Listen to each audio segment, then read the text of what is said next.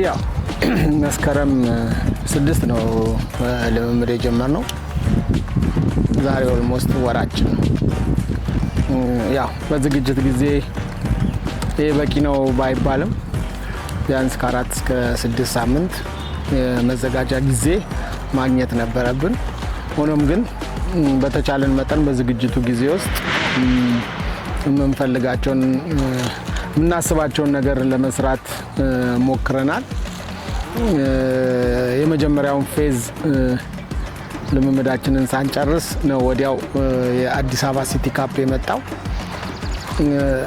ጥቅምም አለው ጉዳትም አለው።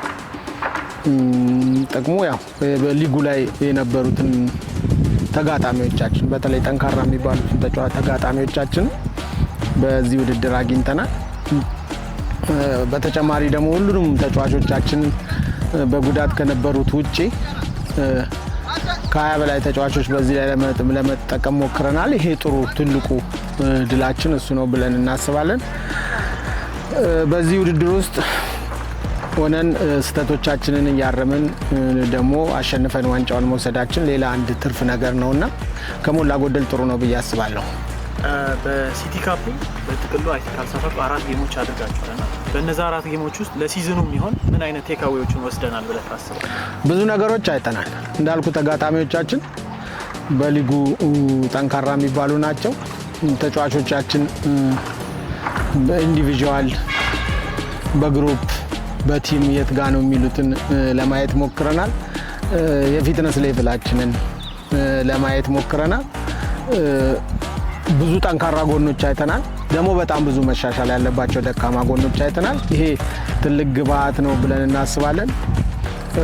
ስህተትን ማጥፋት አይቻልም። ስህተትን መቀነስ ነው የምንችለውና ይሄ ውድድር ስህተቶቻችንን ለመቀነስና ለማሻሻል ይረዳናል ብዬ አስባለሁ። አሁን ወደ አዲስ የውድድር ዘመን ስንገባ ሲቲ ካፕንም አሸንፋችሁ ነው የመጣችሁት። ባለፈው የመጀመሪያ ጊዜ ስንገናኝ ስታነሳ እንደነበረው ከአምና የተሻለ ነገር ለመስራት ስለመያዛችሁ አንስተናል። ሲቲ ካፕ ሻምፒዮን መሆናችሁ አጠቃላይ በ4 ሃይሊ ኮምፒቲቲቭ በሆኑ ጨዋታዎች ቡድንህን አይተሃልና ወደ ሲዝኑ ስትገባ ምን እያሰባችሁ ነው? እንደ ጊዮርጊስ ስትገቡ እንግዲህ ይሄ እንዳልኩ የሲቲ ካፕ ውድድር ነው። አዲስ አበባ መደረጉ በጣም ብዙ ህዝብ ወደ ስቴዲየም አምጥቷል እና ፉክክሩን ጠንካራ አድርጎታል። ግን ሲቲ ካፕ ዋንጫ መውሰዳችን በሊጉ ውጤታማ ለመሆን ይረዳናል። ስህተቶችን እናርምበታለን እንጂ ጋራንትድ አይሆንም። ከመጪው ከእሁድ ጀምሮ ሜዳ ላይ ይዘነው የምንቀርበው ቡድን የአካል ብቃት፣ የአእምሮ ጥንካሬ ይወስነዋል። ሊጉን ረጅም ነው።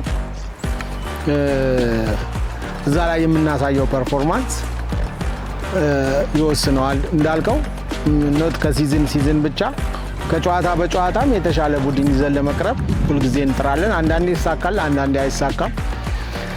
ሲዝኑ ረጅም ነው። አመቱ መጀመሪያ ላይ በአሸናፊነት ብንወጣም አያኮራንም፣ ነጥብ ብንጥልም አያስደነግጠንም። ሩቅ ስለሆነ ዋናው ነገር አንድ ጠንካራ የሆነ ቡድን የማይዋዥቅ ቡድን ይዘን ለመምጣት የምንችለውን እናደርጋለን። መጨረሻ ላድርገውና ሲዝኑን በተጠባቂው የሸገር ደርቢ ነው የምትጀምሩት። ቀናት በፊትም በጋራ የሚጫወቱ ዕድሉን አግኝታችኋልና ለደጋፊው አጠቃላይ እንግዲህ ደርቢውንም አስመልክቶ ለአጠቃላይ ለሲዝኑ የምታስተላልፈው መልእክት ካለ በሱ መጨረሻ እናደርግ። እንግዲህ እውነት ነው ሸገር ደርቢ ሁሉም ሰው ይጠብቀዋል። አሁን ደግሞ ከስንት ዓመት በኋላ አዲስ አበባ ላይ መምጣቱ የሁሉንም ስሜት ከፍ ያደርጋል። ስቴዲየም ውስጥ ያለው አትሞስፌር የተለየ ነው። በዚህ ቀን መጫወት፣ በዚህ ቀን ፐርፎርም ማድረግ፣ በዚህ ቀን ማሸነፍ ስሜት ይሰጣል። ግን እኛ የምንዘጋጀው ለአንድ ቡድን አይደለም፣ አመቱን ሙሉ ላለው ውድድራችን ነው። ከዚህ ጨዋታ ነጥብ ይዘን የአመቱ ውድድራችንን በመልካም ለመጀመር እየተዘጋጀን ነው። ደጋፊዎቻችን በጣም ወደ ስቴዲየም መጥተው ሲጨፍሩ ሲደግፉን ከኛ ጋር መሆናቸውን በትክክል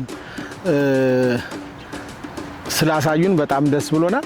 ብዙ ሰው የቅዱስ ጊዮርጊስ ደጋፊ ወደ ስቴዲየም አይመጣም ብሎ ጠብቆ ነበር። በትክክል ግን የጊዮርጊስ ዲፖዞ ከቡድኑ ጎን እንደሚቆም ቡድኑን እንደሚወድ አሳይቷል። አሁን ባሉን የ5 የውድድር ሳምንታቶችን ከኛ ጋር በከፍታም በዝቅታም ከኛ ጋር እንደሚሆን እናምናለን። እንኳን ለ2018 ዓ.ም የፕሪሚየር ሊግ ውድድር አደረሳችሁ ማለት እፈልጋለሁ። እንድትከታተሉ በአክብሮት እንጋብዛለን።